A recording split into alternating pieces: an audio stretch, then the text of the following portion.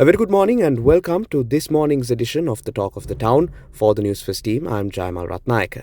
This morning, my guest on the Talk of the Town is President's Counsel Farman Cassim, the legal secretary of Sri Lanka's main opposition, the Samagi Jana Balawegaya.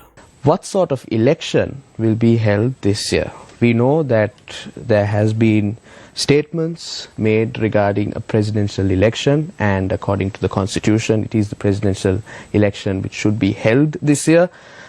Can you just brief us on the background which is mentioned in the constitution regarding the presidential election? Should it be held? Can it be postponed? What will transpire if it is postponed? Let's just clarify that situation first. So first of all, in terms of article, the chapter of 30 and onwards regarding the presidential election, the president's term is for 5 years, and so that is non-negotiable or is a substantive clause in the constitution. Okay. So by November 18th of November, there has to be a new president sitting in terms of the constitution.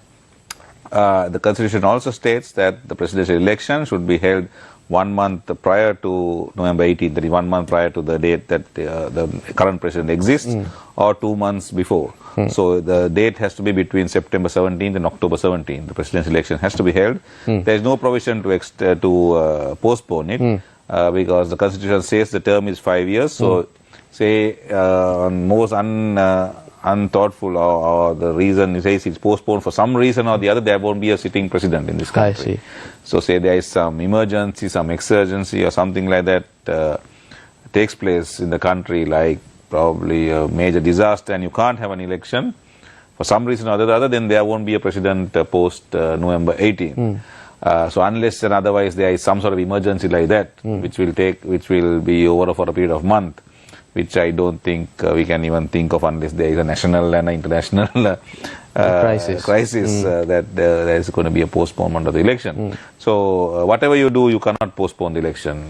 These are just stories put out by Ranil Wickremesinghe and his cohort of supporters who are very shallow in their thinking.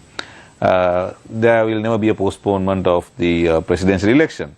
The question you asked was whether what elections can be held this year. Well, the presidential election has to be held this year, and of course in terms of our constitution, the president after 2.5 years can dissolve parliament any time. So our guess is good as his, that if he decides to dissolve parliament, we are ready for a parliament election also.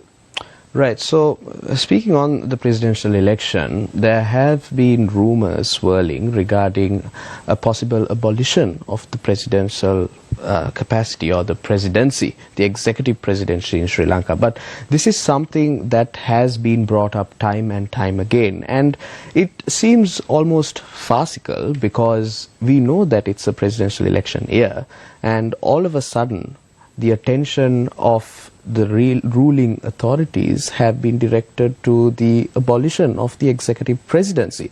And many in the opposition, including the SJB, are saying that this is yet another trick or an attempt to remain in power.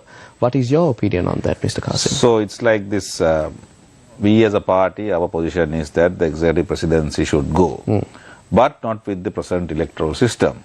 In fact, we are the party that walks the talk in every matter concerned. We are the party that 2 years ago tabled a bill to abolish the executive presidency. Now that was 2 years ago. Right. So that bill is in before Parliament. So if the president or whoever it is wants to expedite the issue, that bill is in Parliament, tendered by our General Secretary Rajit Bandhu Mandara as the then 21st Amendment. The attempt now by Ranil Wickremesinghe is to abolish the executive presidency for his survival. We will not allow that. We will, because it has to be done by a president having the mandate. Right. And people have to buy in. Gotabaya Rajapaksa had the mandate. Every other president except D.B. Tunga had the mandate. So you have to have the people's mandate to do whatever it is. Ranil Wickremesinghe is just a caretaker president, appointed by circumstances. So he cannot decide, or his government cannot decide to abolish the presidency. We won't allow that. The opposition is definite on that point. We will not allow it. We will go for a presidential election, and then we will decide with discussion with all the parties and discussion with all stakeholders on how the electoral system should be reformed and then abolish the presidency, because in this electoral reform, I must say that very weak government, unless there is some real trend towards the party winning the presidency. Generally, it's very weak governments that are elected, and it's the presidency that binds the parliament together. Yes. Which is not a good sign for democracy if there is no executive presidency. So we have to reform the electoral process. Once that is done, we can then abolish the presidency. And that is the way it was on the Talk of the Town this morning. Thank you very much for stopping by. Take care and have yourselves a great morning.